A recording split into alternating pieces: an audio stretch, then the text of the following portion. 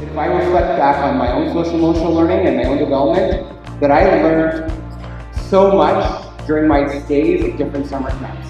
And what I love about summer camp were the type of activities that you engaged in that really helped you build self-awareness and social awareness, which are two key pieces of social emotional learning. I always had it in the back of the mind, how can we incorporate the things we do at summer camp into our classrooms more often?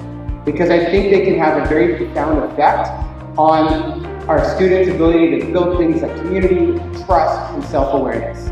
So this is the cold model of experiential education, and sort of cold call experiential education this idea of serious play. That we have to have a concrete experience in order to reflect.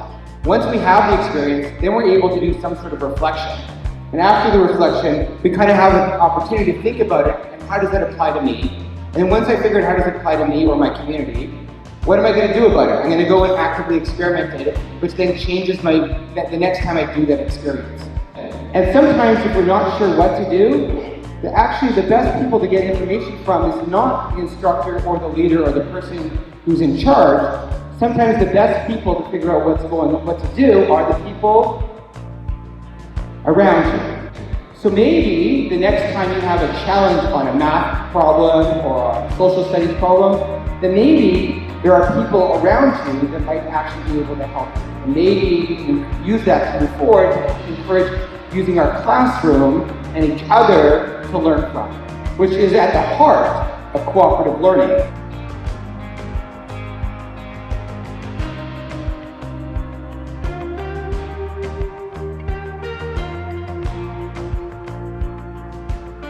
So we've just gone from a what, we played Simon Says, to a so what. Well, I realized that I didn't have to follow the leader. And to a now what, well, maybe I can learn that I can actually get some good information, some good ideas from my classmates. Social emotional learning is just not about mindfulness. That it has 5 core concepts. It has self-awareness, self-regulation or self-management, responsible decision-making, relationship skills, and social awareness. So I think if we want to have good mental health in our schools, one of the best places to start is through social and emotional learning.